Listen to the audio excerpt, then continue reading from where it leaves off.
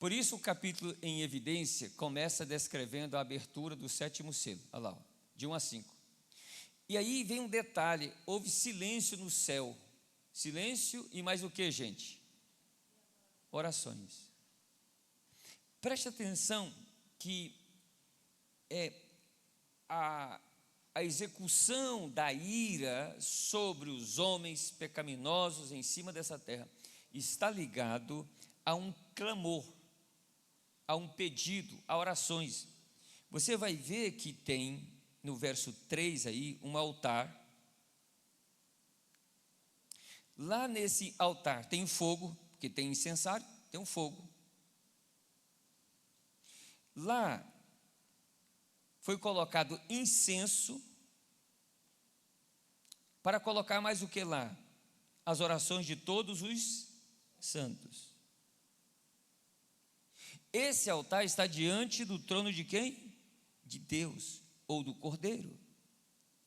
Essa fumaça, o aroma queimado, que tem um fogo, sobe com as orações dos santos, desde a mão do anjo até diante de Deus. E aqui tem um negócio interessante. Você sabe o que significa isso aqui? São as orações dos santos pedindo justiça, para que Deus faça justiça, meus irmãos. E Deus vai ouvir essas orações. Observa que tem um altar, tem fogo nele, coloca incenso, coloca as orações, queima, o incenso sobe, o cheiro do incenso sobe junto com as orações, para ser recebido diante de Deus, para ser ouvido diante de Deus e ter a resposta. É bom a gente abrir um parênteses aqui e dizer como é importante você orar. Quem é que está recebendo a oração lá? Um anjo. Está misturado com o quê? Com incenso. O que representa o incenso, pastor? A mais pura adoração. Coloca-se a sua oração, o seu pedido, junto com aquilo que agrada a Deus.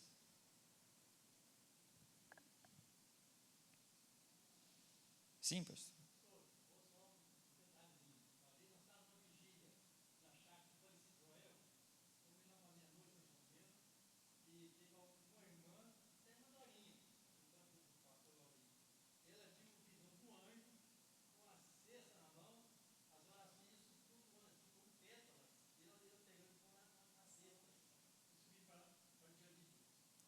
Obrigado.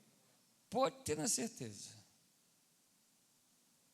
E aí eu deixo uma pergunta para você. Eu vou fazer a pergunta, você responde para você mesmo. É importante orar? Essa é a primeira pergunta. É privilégio orar? É responsabilidade orar? Um dos grandes problemas hoje da igreja no mundo é porque a igreja não ora. Eu não estou falando grupos dentro da igreja. Eu não estou falando pessoas individualizadas dentro da igreja que oram. Eu estou falando a igreja orar. É muito importante. É muito privilégio. E é muita responsabilidade.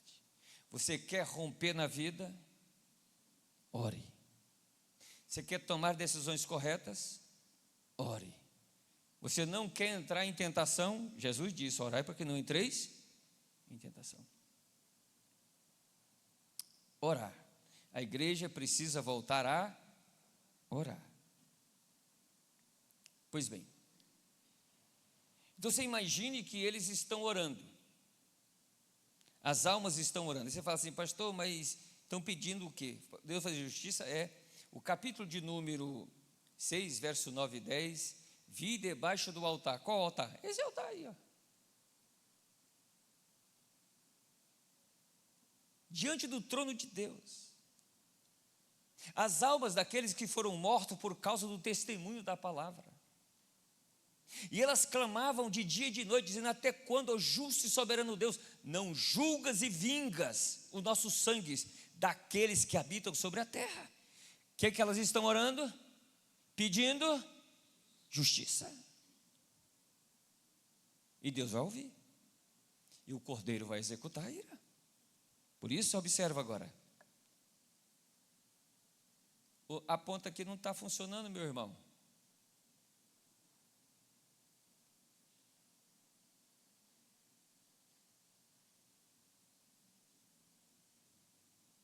Obrigado. Isso aí é só para ilustrar, tá? Você pensa 7 anjos assim, preparados para tocar as trombetas. Próximo. Primeira trombeta, está no verso de número 7, olha lá. Ó. E o primeiro anjo tocou a sua trombeta, e houve saraiva e fogo misturado com sangue, e foram lançadas na terra, que foi queimada na sua terça parte. O que foi queimado? Queimou a terça parte das árvores, a terça parte. Obrigado. Ah, tá. É por isso. Obrigado. Então, a terça parte das árvores e a terça parte da erva verde foi queimada. O que está acontecendo? Os crentes oraram, pediram justiça e o cordeiro está executando juízo. Aonde que está caindo a ira dele? Sobre o quê? Sobre a natureza. Você quer ver o que vai acontecer mais? Opa, troquei aqui. Pode passar para mim aí, por favor? Próximo, isso. A segunda trombeta, olha onde caiu lá, sobre o mar. A terça parte do mar foi morta. Terça parte.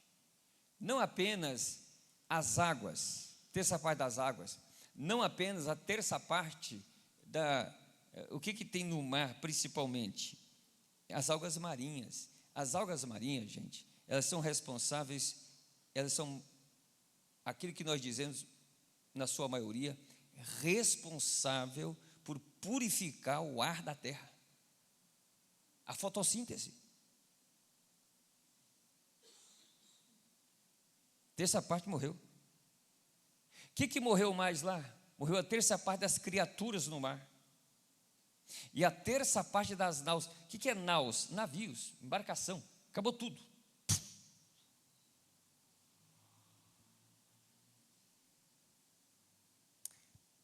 A terceira trombeta, olha lá o que foi atingido: os rios e as fontes das águas. E o terceiro anjo tocou a sua trombeta e caiu do céu uma grande estrela ardendo como uma tocha, e caiu sobre a terça parte dos rios e sobre as fontes das águas. O que seria isso? Um meteorito ou meteoro? Não, nada disso não. Isso aí, com certeza, é alguma arma química. Ela vai cair.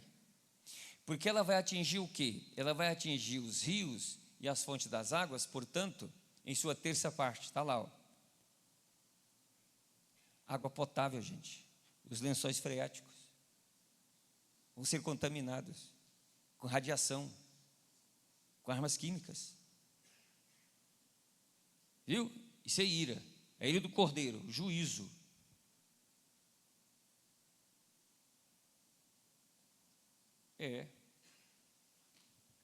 Obrigado. O nome da estrela que caiu, olha lá o que era: absinto. E o que significa no pé da letra aí, absinto, ou o que ela causou? Olha lá, ó. Ela era amarga. Amargo na Bíblia, nesse caso aí, não é que era amarga de verdade. Amargo na Bíblia significa sofrimento.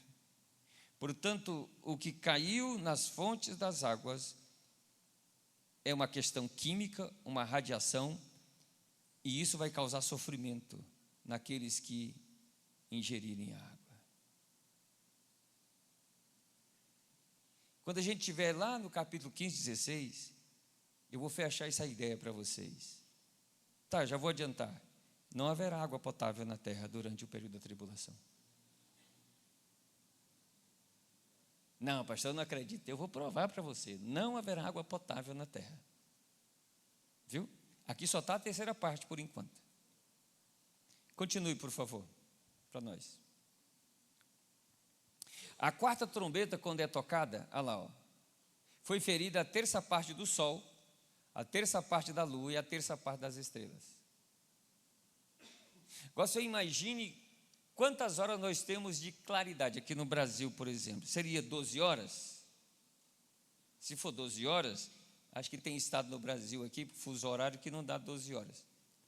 Vamos pegar 12 horas, tá bom? Então, se a terça parte, 4 horas foi embora. Viu a lógica da coisa? Está sendo o quê? Está sendo destruído o ecossistema. Os homens vão ficar desesperados. E tem gente achando que a igreja vai passar por isso. Você quer passar por isso? Tem gente achando que vai passar por isso. E tem gente achando que a tribulação já começou. Daqui a pouco eu volto dessa questão para mostrar que é impossível a igreja passar por isso, tá? As 3 últimas trombetas. Então nós vimos 4 trombetas que atingem o que, gente? Olha lá, ó. Atinge a natureza. E as 3 últimas vão atingir o quê? Os homens. Mudou a coisa. Está no verso de número 13, do capítulo 8, até o capítulo 11, verso 19. Mas hoje nós vamos ler só até o capítulo 9. Então, para você que está anotando, para você não perder, porque o que nós estamos fazendo aqui é o quê? Não é tipo um seminário, um curso, né? Então é para vocês aprenderem mesmo. Na hora que você for ler, você não esquecer. Então as 4 primeiras atingem a natureza. As 3 últimas vão atingir os homens. Qual homem? Olha lá, qual homem? Aqueles que rejeitaram a Deus e perseguiram cruelmente o seu povo, ou o povo de Deus. Eles vão receber a ira do Cordeiro, você pode ter na certeza, não tem como.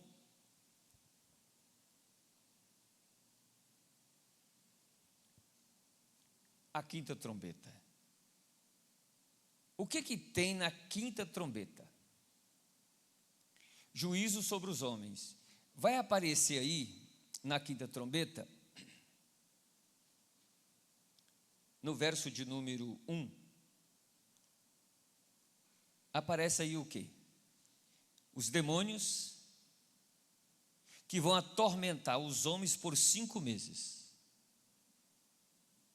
Está no verso de número 1 ao 12. Agora nós vamos ler, tá bom? Acompanhe na Bíblia, por favor. Olha aí. E o 5º anjo tocou a trombeta e viu uma estrela que do céu caiu na terra. E foi-lhe dado a chave do poço do abismo.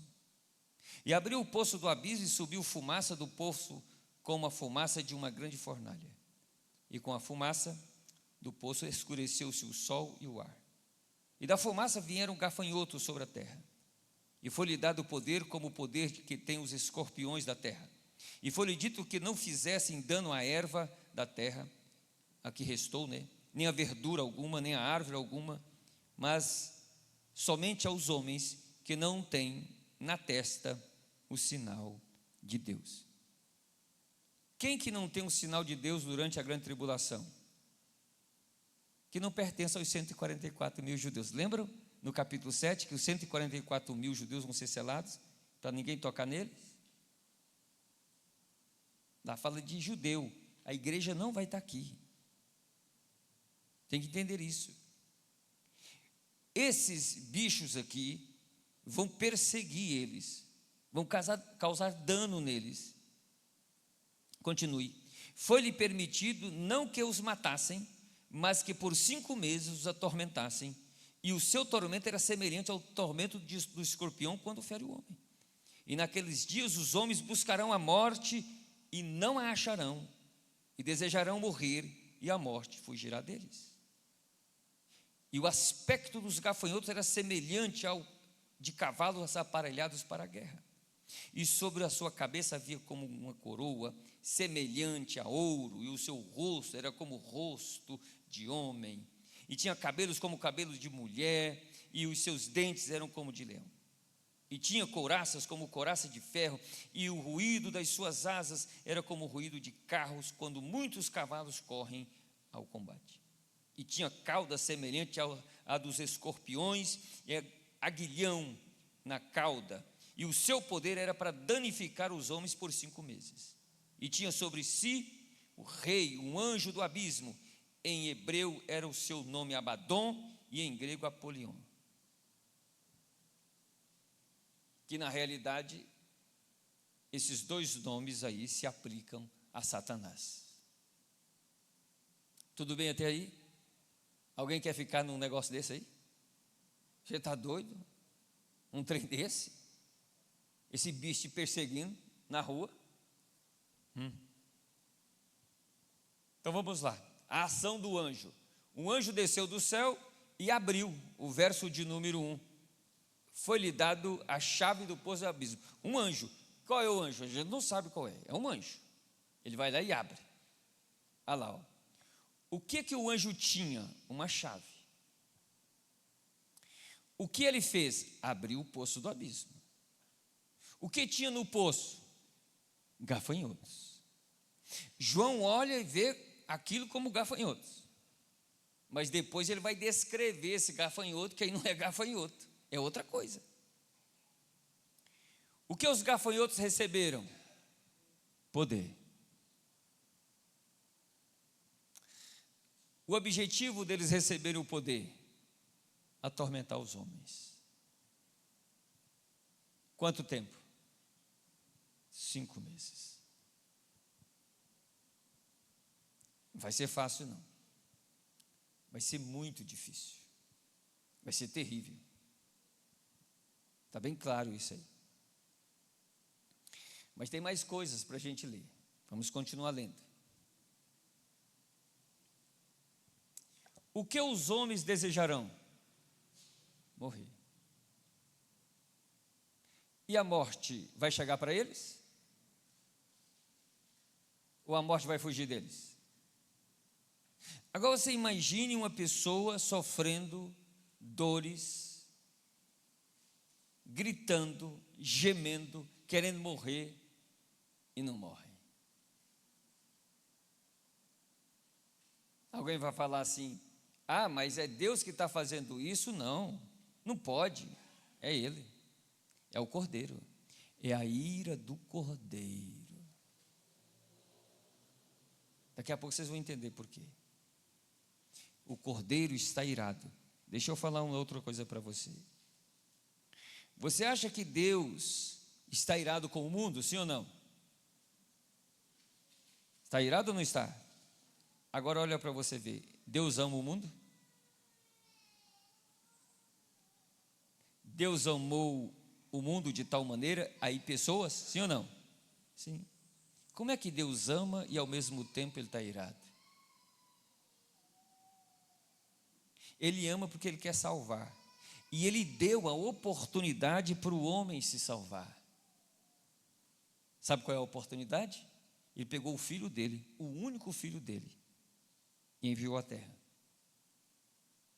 Cuspiram nele, bateram nele, arrancaram um pedaço de carne dele da chicotada, uma coroa de espinho na cabeça, humilharam ele, chutaram ele, apregaram ele, e o pai olhando.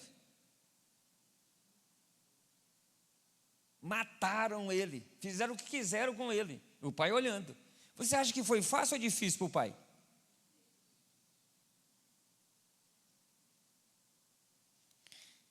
É a maneira que Deus amou o mundo, foi assim, desse jeito. Eu amo vocês, está vendo aí, ó? Isso é amor.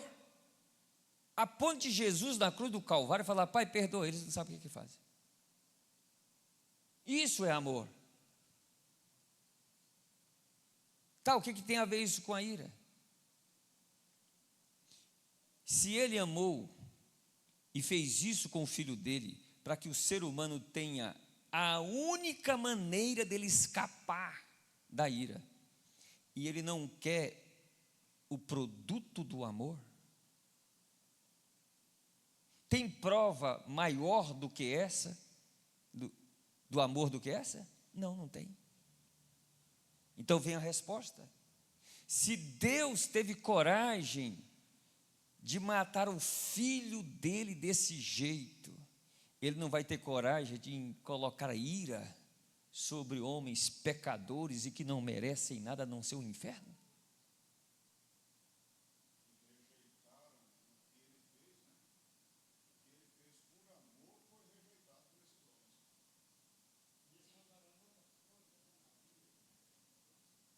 Vocês estão entendendo isso? Não, Deus é amor, Deus não faz isso não. Deus não faz maldade. Deus não sente raiva. Deus tem ira. E o que é a ira? É a sentença que Ele impõe sobre o pecado.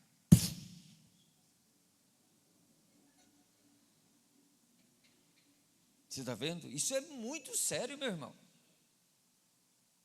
Algumas pessoas vêm conversar comigo, não, Deus é amor, Deus não vai fazer isso, Deus não faz isso. Eu falei, se Ele matou o filho dele do jeito que Ele matou, Ele não vai ter coragem de pegar você e eu e jogar no inferno se a gente pecar? Conversa é essa, rapaz?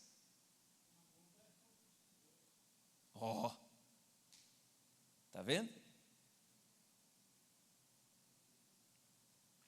Então, volte aí para a aparência dos gafanhotos.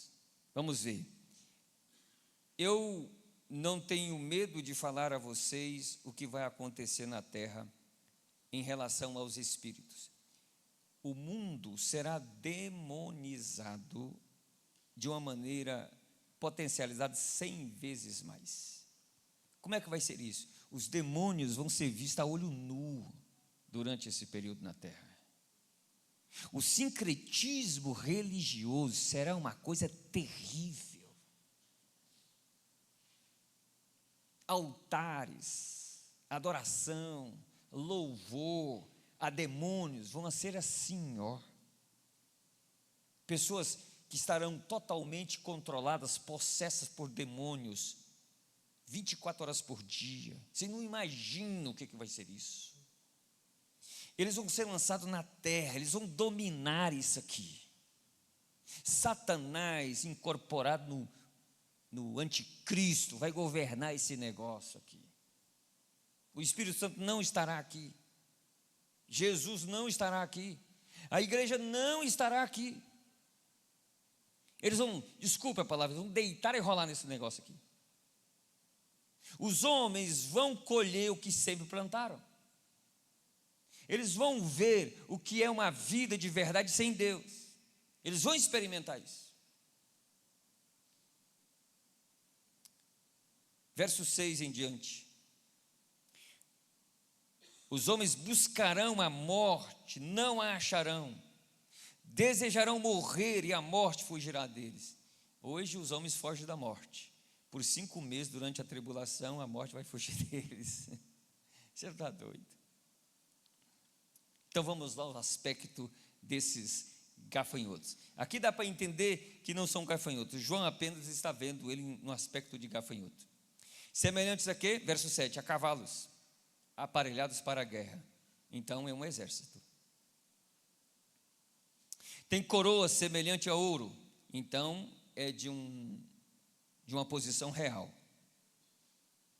Rosto como rosto de homens. Preste atenção, cavalo era o instrumento mais poderoso que tinha de guerra na época. E ele está comparando eles como cavalos. Segundo, ele está dizendo que eles têm rosto como rosto de homem. Como é que pode um animal, um cavalo, ter rosto de homem? Mas ele vai dizer que não apenas isso, ele tem cabelo como cabelo de mulher. Então é cabeludo. E tem dentes como de leão. Pensa num trem desse. Você encontrar com um negócio desse meia-noite na esquina da sua casa. Por que isso, pastor? Isso aqui é simbólico. Cavalo, instrumento de guerra, força, homem, rosto de homem, inteligência. Fala de inteligência. Cabelos como de mulher, sedução. E dentes como de leão, ferocidade, poder de destruição.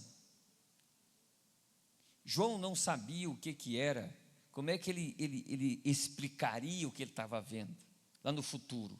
Então ele ele procurou imagens na sua cabeça que ele conhecia daquilo que era mais importante para identificar o que ele estava vendo: cavalos, força, instrumento de guerra, homem, inteligência. Então são inteligentes. Esses demônios serão inteligentíssimos, serão sedutores. Por falar nisso, uma das especialidades de Satanás é o engano.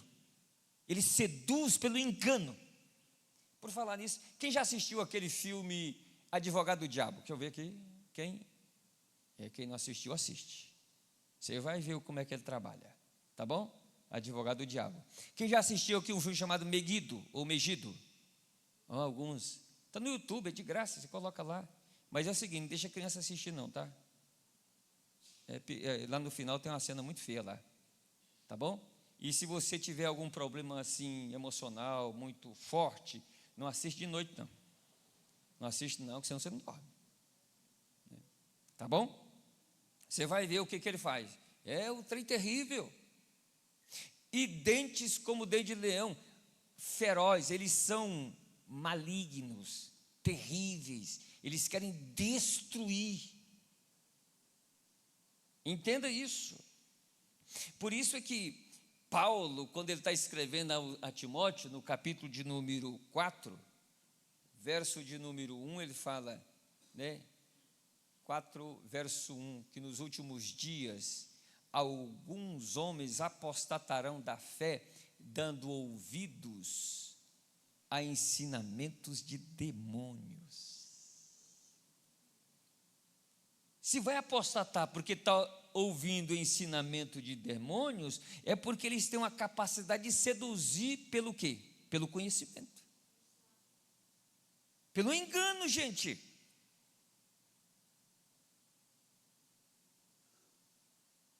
Deu para entender, gente, o quê? Viu o que significa? Ele vai dizer agora aí, se você continua lendo,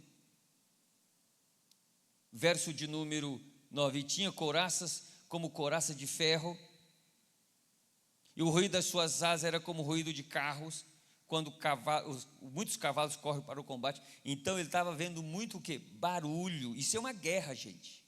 Isso é uma guerra. Tinha cauda semelhante à dos escorpiões e aguilhão na cauda. É aquela ponta aguda do ferrão, para espetar o boi, para fazer ele caminhar. E o seu poder era para danificar os homens por 5 meses. Você já imaginou? Os homens serão caçados por demônios em cima dessa terra. Hoje eles já fazem isso. Restritamente, não, pastor, hoje o demônio não caça o ser humano. Não caça, não? Deixa eu mostrar um exemplo para você. Jesus tinha acabado com a tentação, capítulo 4 de Lucas, acabou toda a tentação. Verso 13 do capítulo 4 de Lucas, lá diz assim: e tendo o diabo acabado toda a tentação, ausentou-se dele até momento oportuno.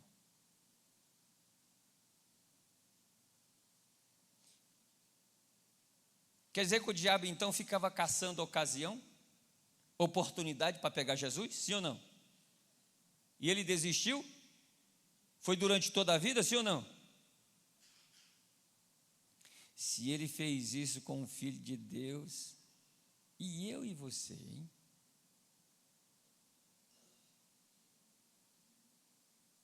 Quer ver mais um versículo? Efésios 6, verso 11. Efésios 6, 11. Ele fala assim: tomai toda a amarradura de Deus para que possais resistir firmes contra as astutas ciladas do diabo. Ciladas lá é metodologia. Vou parafrasear: vocês devem tomar toda a armadura de Deus. Aquela armadura lá que fala do escudo, que fala do cinto da verdade, capacete da salvação, calçado dos pés com o evangelho da preparação da paz. Pois é. Ciladas. metodologia. O que ele quer dizer com isso? Que eles aplicam metodologias quando eles vão tentar você. Com certeza. E não pense você que ele não tem uma metodologia para usar aqui. Ele tem a metodologia para prender você. Quantas pessoas eu acompanho que estão presas por aquilo que eles veem aqui, estão viciadas.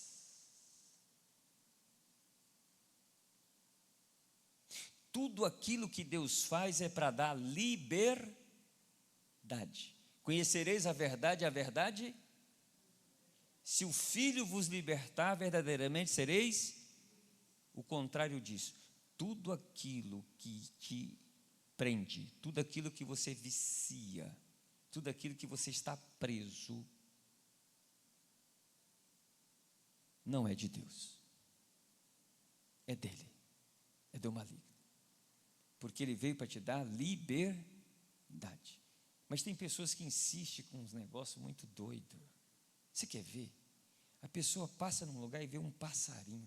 Que passarinho bonito, lindo. Quero ele. Quanto que é? 8 mil reais. Vou comprar. Compra. Comprou. Levou para casa. Tem que comprar uma gaiola bonita. Quanto é a gaiola? 2 mil reais. Comprou a gaiola. Agora tem que ir lá no IBAMA registrar, porque senão registra. Agora tem que ter a caderneta de vacinas, de remédio. Compra, paga. Agora eu vou comprar o alimento. Aí compra o alimento. Todo dia tem que colocar no sol e todo dia tem que guardar. Todo dia tem que limpar, lavar a bandeja que está cheia de cocô. Aí lava, coloca lá de novo. Todo dia. Vai viajar e agora? O que não fazer? Não pode ficar sozinho? Vamos pagar alguém para cuidar. Paga.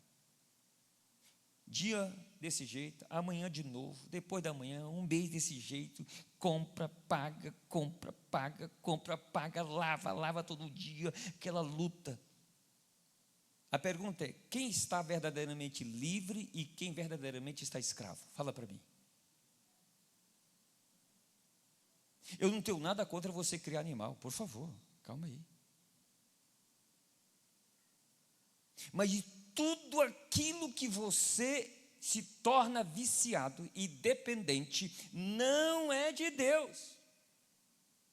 Ah, pastor, mas eu tenho um cachorrinho que eu faço tudo isso, o negócio assim, o negócio é feio, e eu ainda tenho que catar o cocôzinho dele todo dia, dentro de casa e tal, é um negócio terrível, e toda semana tem que pagar para dar banho, e é caro e tal, e esse dia eu percebi que eu estava triste, tive que pagar um psicólogo para...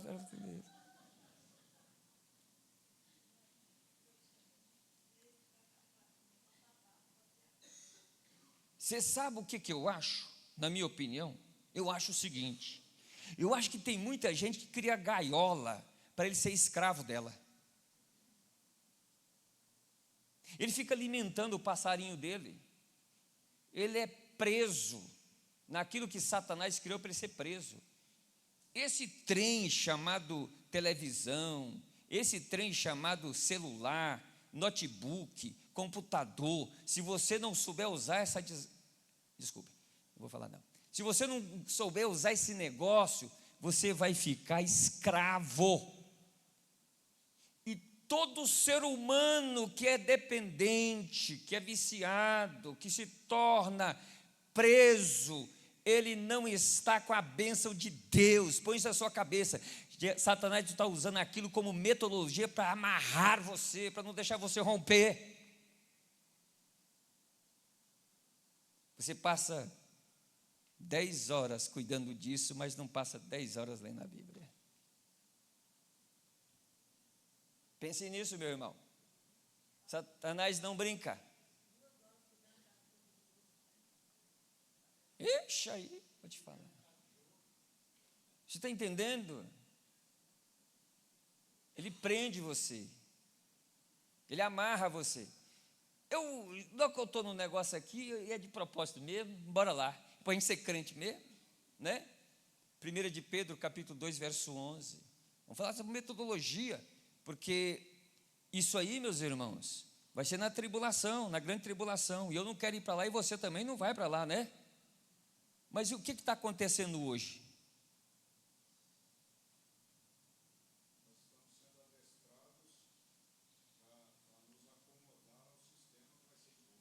Pois é. 1 Pedro capítulo 2, verso 11. Ele diz assim, que você não deve obedecer às paixões carnais, porque elas combatem contra a alma. Se você obedecer esse negócio dentro aí, o desejo pecaminoso, a lascívia, a concupiscência, que é chamado de desejo proibido ou epitomia, se você obedecer esse negócio aí, o texto diz, esse negócio combate contra a sua alma. Sabe qual é a ideia aí? A ideia aí é de um exército que está fardado, armado, municiado e de prontidão para o ataque. A ideia é militar aí. Ele está dizendo que o que está dentro de você, a velha natureza dentro de você, essa concupiscência, essa velha natureza, ela é como um exército. Se você alimentar ela, ela vai matar o que, gente? A sua alma. E Satanás sabe disso. E ele vai colocar diante de você coisas para você ver, coisas para você ouvir, para você pensar, para você pegar, para você participar, para que isso te prenda, para fazer você usar esse desejo proibido, para prender você. Ele não brinca, ele tem metodologia. Isso nós estamos falando de adultos. Adultos. E as crianças que estão sendo também contaminadas, e já foi provado através de pesquisas que o celular ou a tela, ela provoca o mesmo vício que a cocaína no cérebro. Isso mesmo. Ela faz o mesmo efeito que a cocaína. Então, e nós hoje, as crianças estão sujeitas à tela. Metodologia. O diabo sabe fazer as coisas. Ele não é bobo. Ele engana. E a Bíblia é bem clara. Guardei a tua palavra em meu coração para não pecar contra ti. Para me guardá-la no meu coração, eu preciso meditar na palavra todo o dia.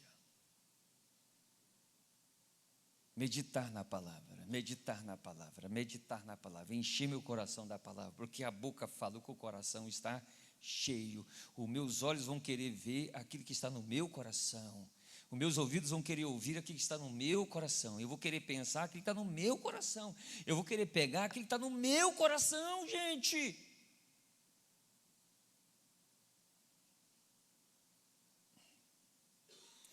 Não atira pedra em mim não, por favor. Quando eu for embora, depois vocês atiram.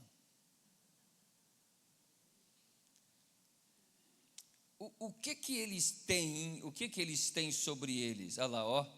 Tinha um rei sobre si, Abadom, Apolion. A ideia dessa palavra Abadom e Apolion é enganador e destruidor. Olha aí a palavra. Significa isso. Enganador e destruidor. O que que ele faz?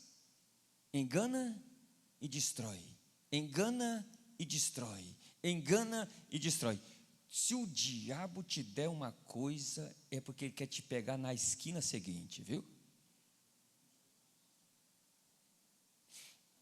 Ele não coloca uma coisa dele aqui para você ver, se ele não tem o próximo passo para você. Põe na sua cabeça.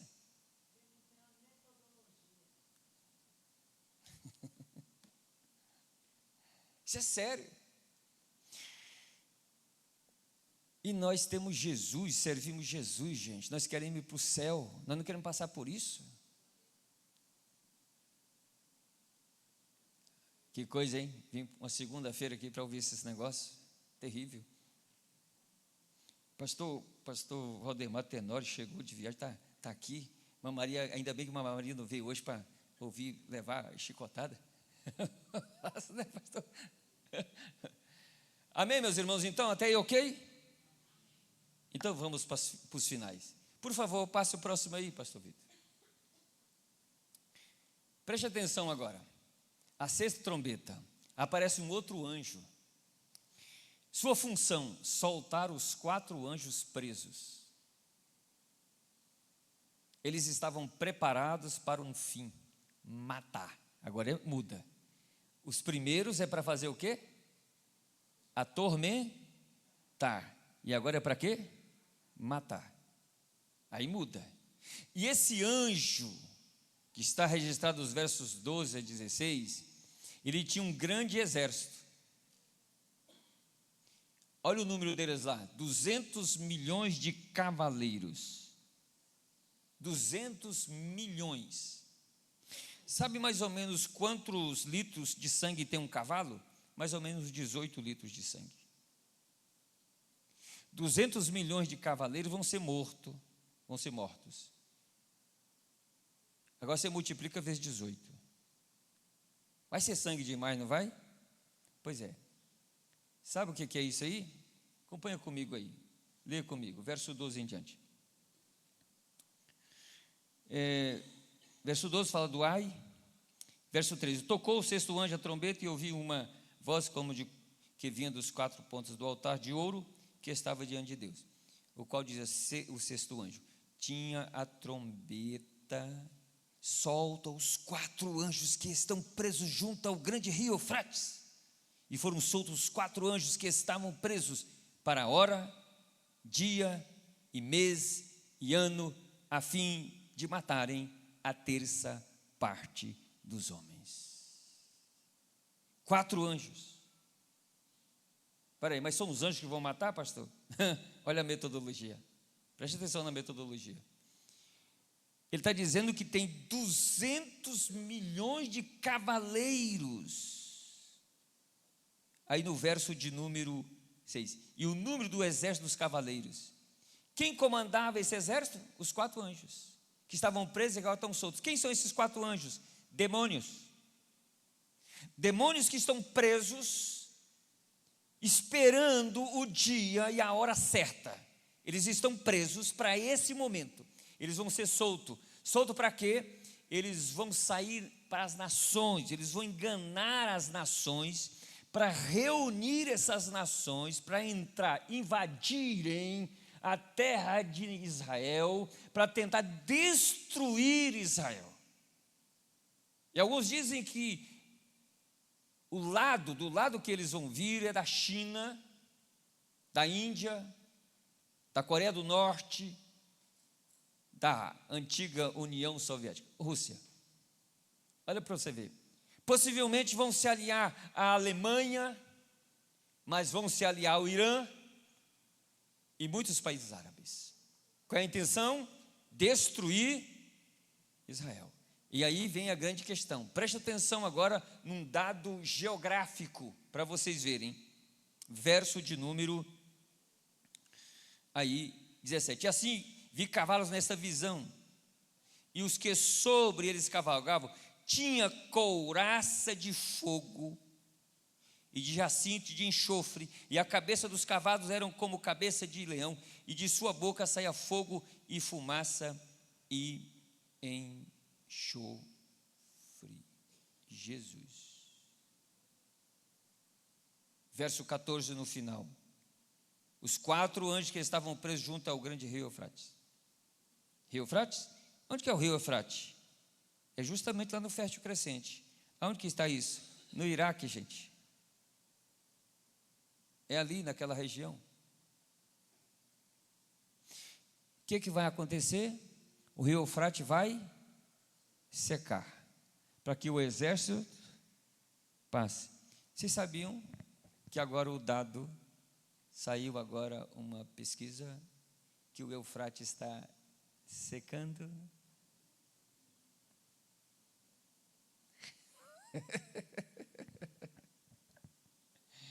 está secando.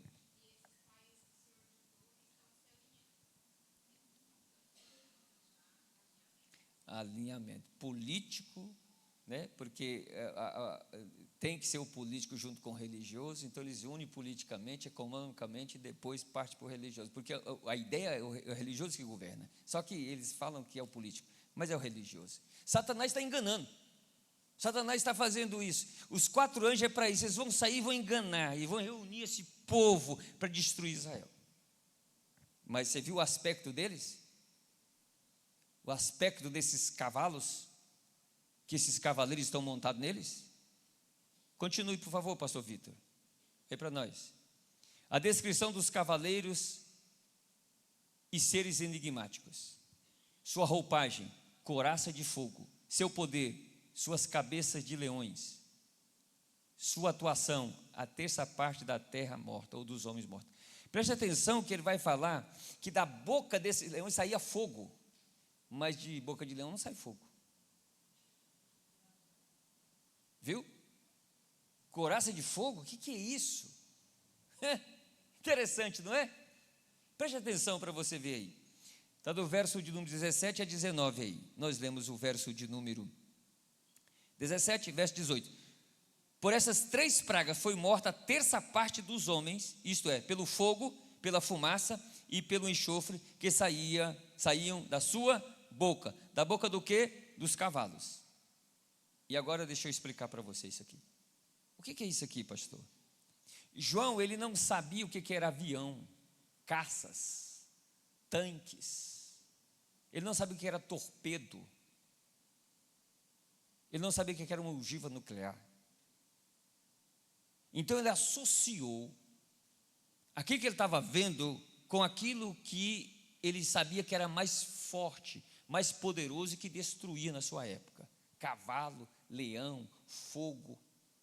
O que é isso aqui, pastor? Isso aqui não é outra coisa a não ser lançamento de míssil. São cargueiros, vamos assim dizer, são tanques soltando as suas bombas. Da boca do leão saía fogo, torpedo, ogivas nucleares. Isso são os aviões de guerra, gente. João não conhecia o que era avião. Ele associou com o que ele tinha na época. Porque o poder estava na boca. É fogo. O que é isso aqui, pastor? Tá, então anote se você quiser. Isso aqui é a batalha do Armagedon. Isso aqui é, se a gente estiver certo, e eu acho que estamos, é a 3ª grande guerra mundial, porque ela vai acontecer justamente no Armagedon. Deu para entender, gente, isso? Vai ser terrível, não vai ser fácil. Por favor.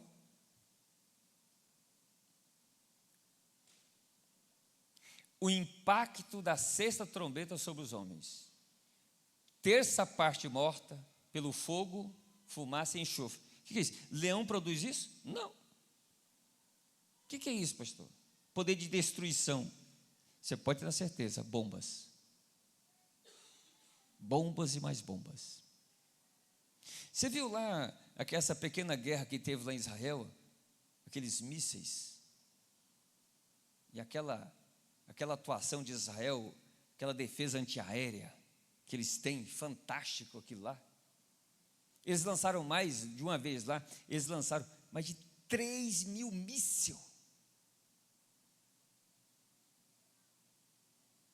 Fogo para tudo quanto é lado, destruição para tudo quanto é lado. Viu? Só que isso aí é na grande tribulação, tá, gente? Por favor.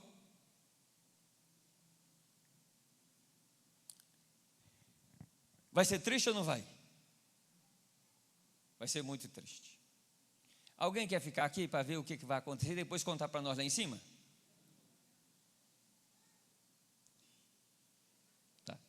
No meio do caos, no meio dessa desgraça, Entenda que desgraça não é xingar, tá, gente? Desgraça é sem a graça, tá? No meio de tudo isso, surge uma luz ainda. Por que que o Cordeiro de Deus está executando ira sobre a terra? Sobre a flora, sobre a fauna e sobre os homens. Por quê? Para dar a eles oportunidades de arrependimento. O Senhor está dizendo que haverá salvação durante a tribulação? Haverá sim. Só que agora nós vamos explicar isso. Calma aí. Vamos lá? Por favor. Olha lá. No âmbito religioso, eles deviam se arrepender das obras de suas mãos. Está no verso 20, se você quiser. Isso aí é o verso 20, se quiser olhar na sua Bíblia. Ó. Eles deveriam arrepender-se das obras de suas mãos, ou seja, o que eles faziam, o que eles executavam. Para quê? Para não adorarem os demônios. Então, durante a tribulação haverá adoração a demônios abertamente. Hoje já tem? Como assim, pastor? Hoje já tem? Você sabia que atrás de cada imagem tem um demônio? Atrás de cada ídolo tem um demônio? Pois é. 1 Coríntios capítulo 10 fala isso para nós.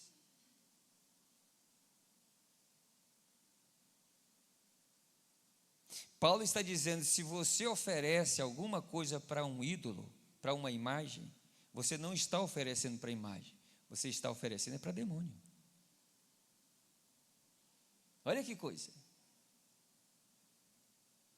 Demônio, só que na época, dessa época aí, será visível isso. Olha lá, ó. Segundo, para não adorarem os ídolos. E agora vai ficar feio.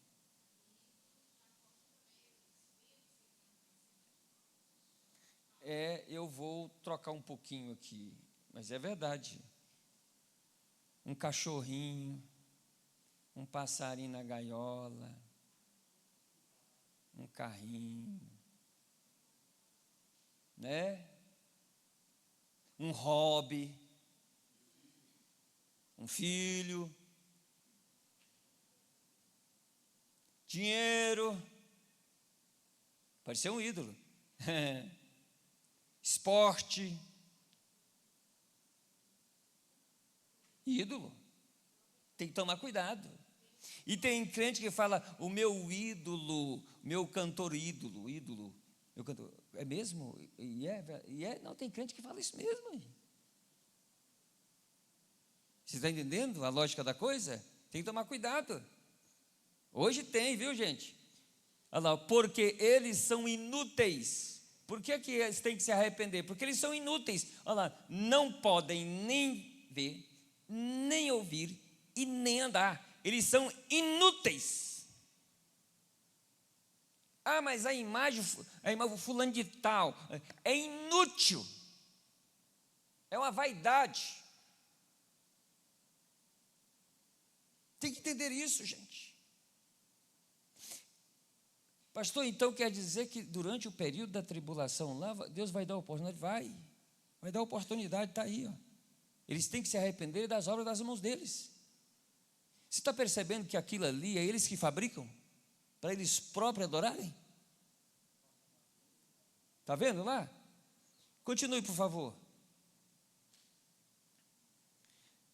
No âmbito geral, deviam arrepender-se também, não apenas no religioso, olha lá, ó.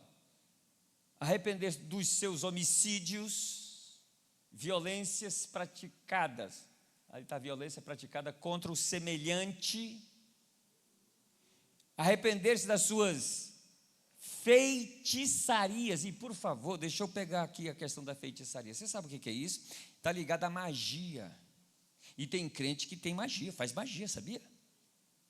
Tem crente macumbeiro. Ixi, choquei gente aqui agora, né?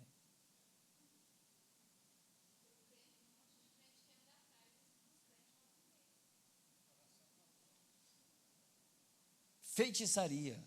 A ideia de feitiçaria aí está ligada a uma coisa. Olha para você ver. Pensa numa pessoa que usa droga, tá bom? Droga, qualquer tipo de droga. Ela perde a capacidade de dominar-se, sim ou não?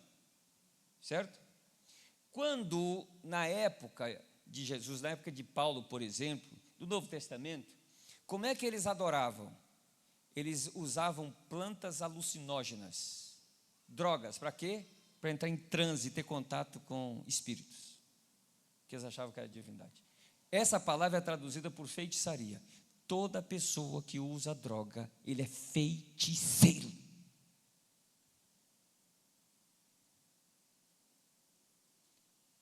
E tem crente que diz que serve a Jesus e puxa um baseado. Feiticeiro.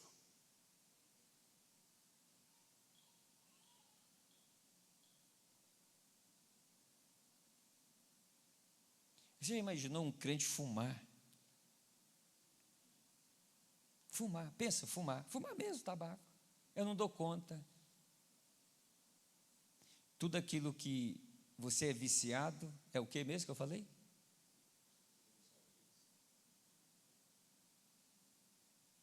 Tudo que é de Deus é liberdade, certo? Tudo que é vício, tudo que te prende é de quem? É do diabo. Não, mas é porque eu sou viciado, eu não dou conta, o que tem e tal. É mesmo. A mesma força que você fez para começar a usar é a mesma força que você tem que fazer para sair. Agora vem com desculpa para cá. Não põe uma força de nada para sair, conversa. O Espírito João Batista baixou aqui agora. Bora. Existe. Eu não queria entrar nisso porque é sério. Música na igreja, por exemplo. Deixa eu falar uma coisa para você. Cuidado com os ritmos na igreja. Cuidado com os instrumentos cirúrgicos, os instrumentos musicais. Vocês já viram falar em atabaque? Birimbau? Tambor? Pois é. No terreiro de macumba, quando eles tocam atabaque, eles estão invocando quem? Demônios. E se você traz um atabaque e insere ele na percussão de um hino, você pode estar cantando no nome de Jesus, do jeito que você quiser, mas eles foram fabricados para invocar demônios. Birimbau dentro da igreja.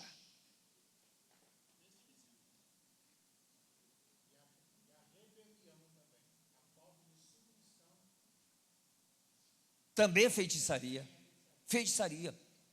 Rebelar-se contra os princípios de Deus, rebelar-se contra as autoridades que Deus estabeleceu. Feitiçaria, gente.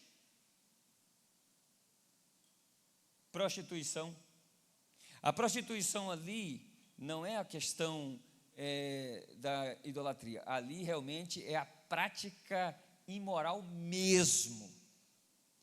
Não se arrepender dos seus furtos. Está vendo?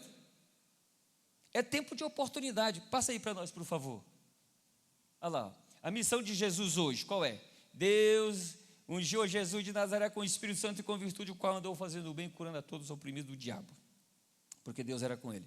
Jesus veio ao mundo, morreu, ressuscitou, fez tantos milagres, curas, ensinou, pregou, morreu, ressuscitou, mandou o Espírito Santo, encheu a igreja está aqui no mundo, fazendo a mesma coisa que ele fez. Tempo de oportunidade. Enquanto a igreja estiver aqui, é tempo de oportunidade. Olha a sua importância. Você é uma oportunidade de Deus para o mundo. Você é uma oportunidade de Deus para o seu vizinho, para o seu colega de trabalho.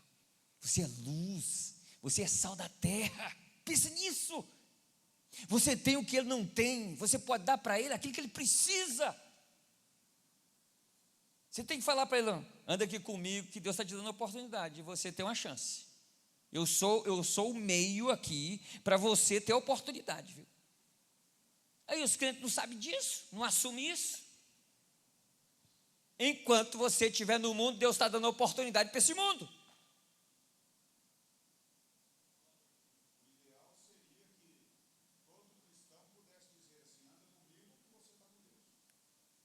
Essa é a lógica.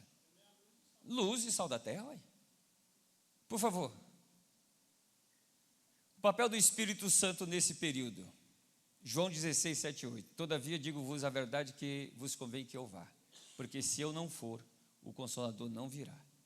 Mas quando eu for, e Jesus foi, eu enviarei, e ele enviou. E quando ele vier, o Espírito Santo convencerá o mundo do pecado, da justiça e do juízo. É o que o Espírito Santo está fazendo hoje. Porém, quando Jesus arrebatar a igreja, o Espírito Santo vai. Quem é que vai convencer? É tempo de oportunidade, gente. A igreja sai, o Espírito Santo sai, porque o Espírito Santo habita na igreja. Onde o Espírito Santo for, a igreja vai. Acabou. Haverá salvação, pastor? Haverá. Como? Vai ser difícil demais dar conta. O Espírito Santo vai estar agindo, sim, sobre as pessoas, mas não habitando mais, porque ele habita na igreja. Misericórdia, meus irmãos. Continue, por favor. No período da tribulação, o homem não terá essa ajuda, somente indiretamente. Pedirá para morrer e a morte fugirá dele. Vai ser um misto de vontade de servir a Deus e vontade de morrer. Você pensa um negócio desse? O que eu faço agora? E aí eu quero encerrar por causa do horário, por favor. O próximo, pastor Vitor, por favor. A 7ª trombeta, os segredos de Deus. Esse texto, capítulo 10, verso 7, fala que tem os segredos de Deus no tempo da 7ª trombeta, que a gente vai começar a estudar semana que vem, tá bom? Passe o próximo, por favor. A terça parte da terra é morta, olha lá, ó. Terça parte da terra, terça parte do mar, terça parte dos rios e fontes, terça parte do sol, terça parte dos homens. E eu deixei de propósito isso aí para vocês. Deixa eu ensinar uma coisa para vocês aqui.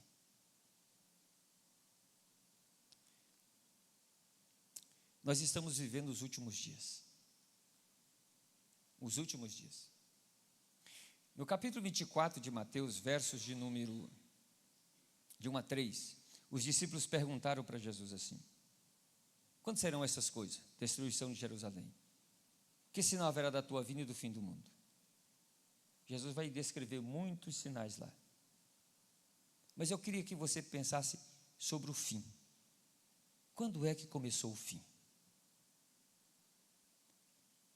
Porque muita gente pensa que o fim ainda vai começar, e o fim já começou. Deixa eu explicar isso para você. Hebreus 1:1.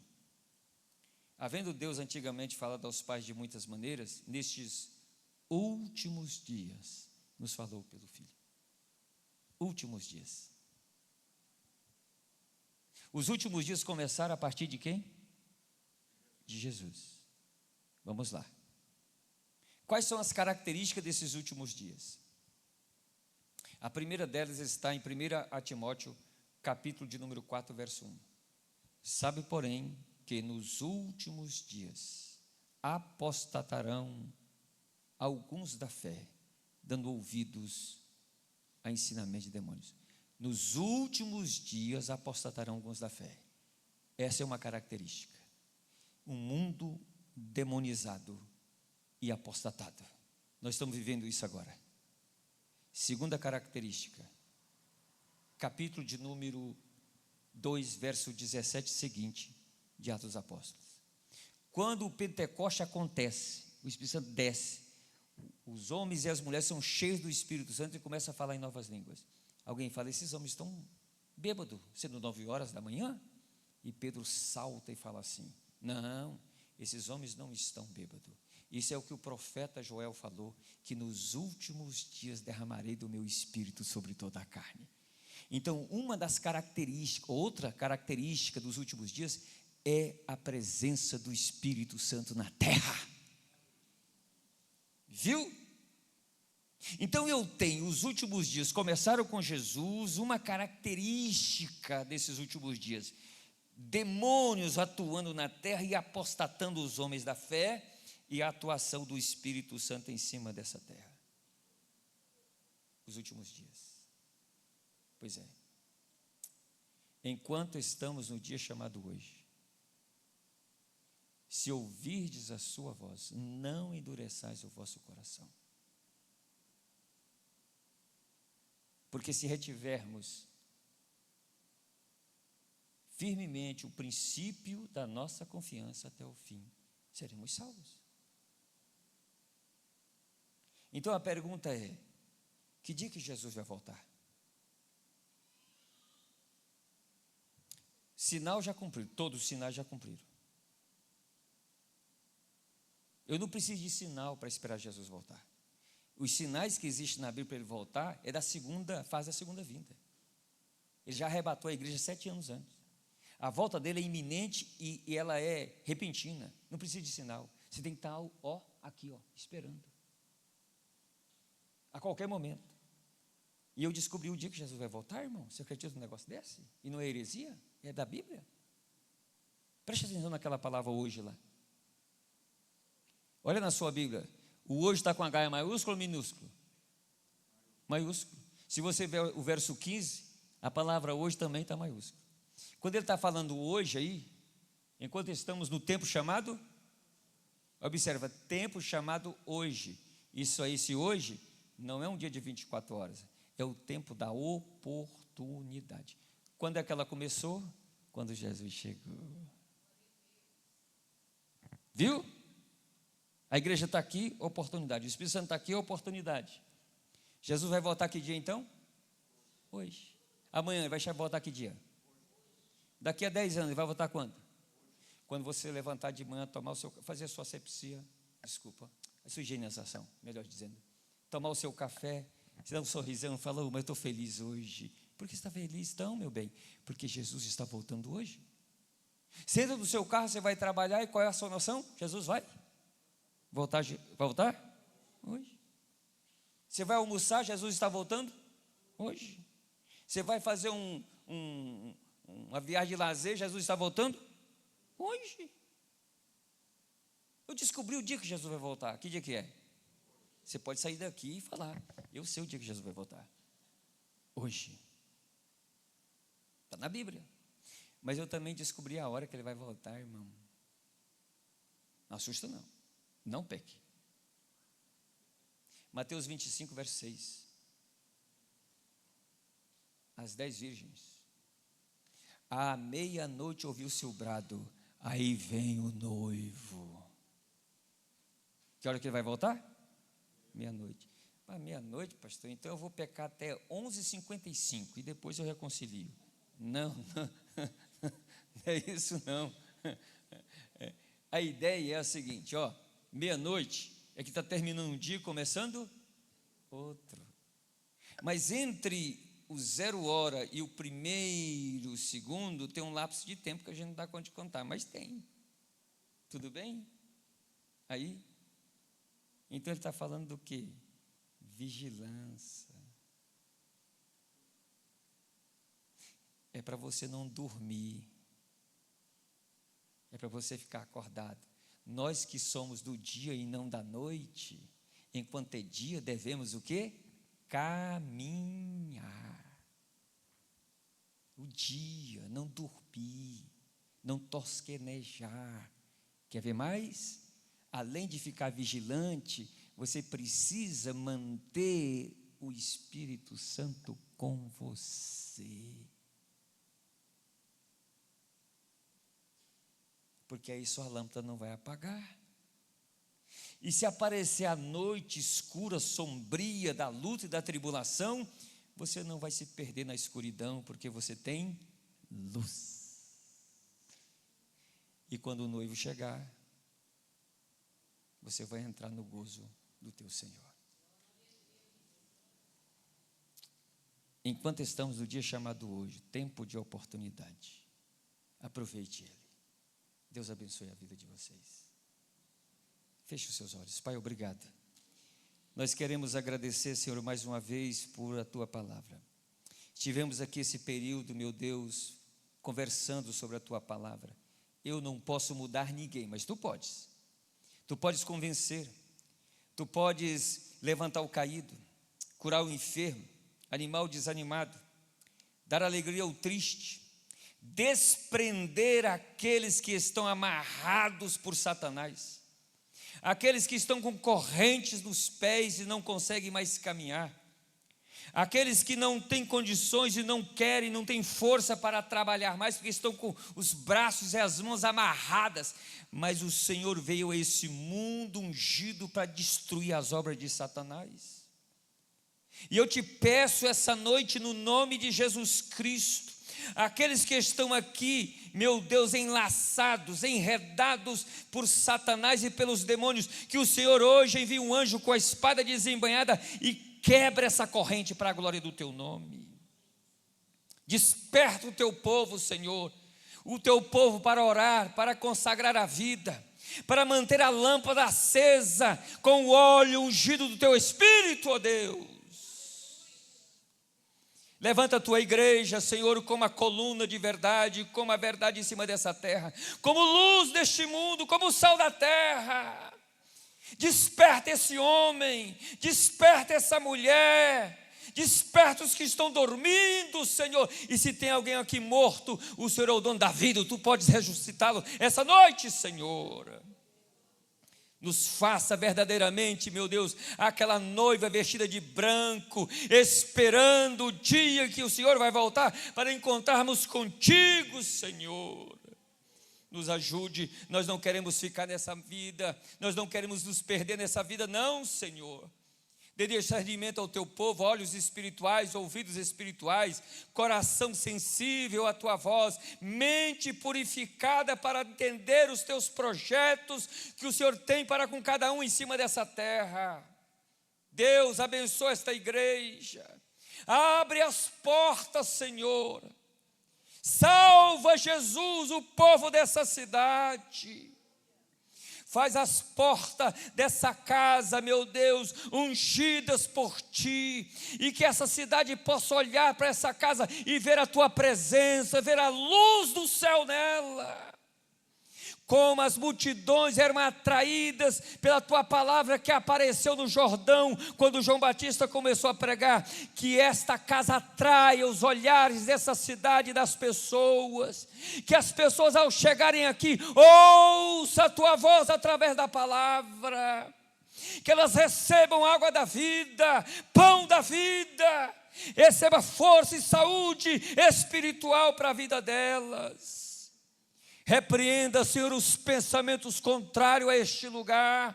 Repreenda, meu Deus, as insinuações de Satanás. Quebra as algemas, destrua os carros no fogo. Faz com que, meu Deus, as armas do inimigo contra este lugar e contra a Tua obra não prevaleçam. Porque Tu és o nosso Deus, o Deus de Jacó, o Deus que tem os exércitos na mão e que pode controlá-los em cima dessa terra. O Senhor é o nosso refúgio, a nossa fortaleza. Nos abençoe, Senhor. Eu sei que essa oração está sendo uma oração profética essa noite. E eu quero que Tu finques, meu Deus, as colunas que o Senhor quer fincar nesse lugar. Levanta aqueles que Tu queres, abate aqueles que Tu queres, mas mostra para esse povo que Tu és Deus ainda em cima do céu e na terra. Para a glória e honra do Teu nome, Senhor. E que o Teu Espírito Santo invada essa casa e começa a pegar homens e mulheres, crianças, começa a batizar, começa a manifestar dons espirituais. Coloca chama, chama, Deus. Coloca, porque é o Senhor que levanta, é o Senhor que faz. E nós somos dependentes de Ti.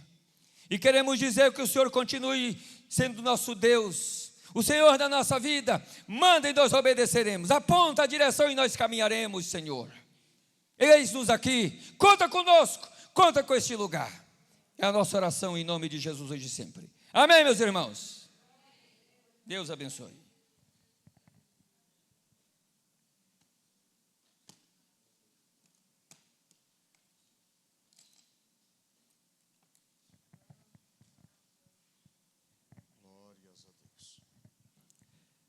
Louvado seja o nome do Senhor.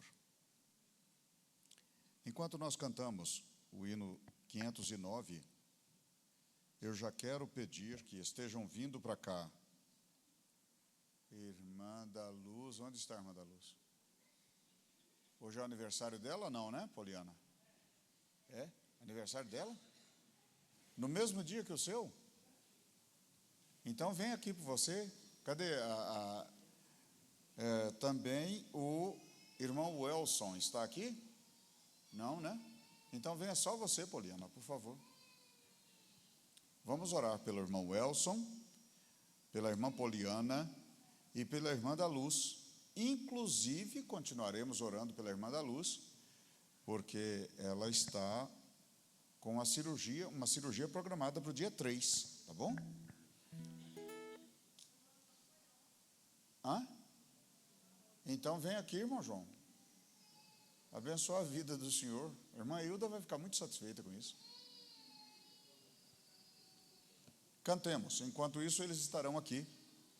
Enquanto nós estivermos cantando, você vai ter a oportunidade de trazer sua oferta. Quando o Jordão passarmos unidos, quando o Jordão passarmos unidos e entrarmos no céu, veremos lá, como a areia da praia aos remidos, oh, que gloriosa vista será! Tantos como a areia da praia, tantos como a areia do mar, que gozo sentirá todo salvo, pois verá, sim, tantos como a areia da praia. Quando virmos os salvos do mundo, que a morte jamais alcançará,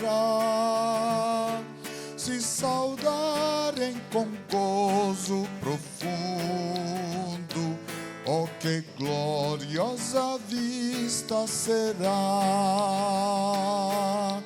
Tantos como a areia da praia, tantos como a areia do mar, que gozo sentirá todo salvo, pois verá, sim, tantos como a areia da praia. Glórias a Deus. Quem está com a esperança de estar no meio desse povo maravilhoso que vai atravessar o Jordão eterno, diga glória a Deus. Então, vem aqui, por favor, Poliana. Fique mais próxima de nós. Poliana está fazendo aniversário hoje. Presbítero João Rodrigues fez aniversário ontem. E temos a irmã da Luz, a diaconisa da Luz, que está fazendo aniversário hoje. E o irmão Welson, o evangelista Welson, está também fazendo aniversário hoje. Você poderia ficar de pé, por favor? Vamos adorar ao Senhor e clamar a Ele pela vida dos servos dele.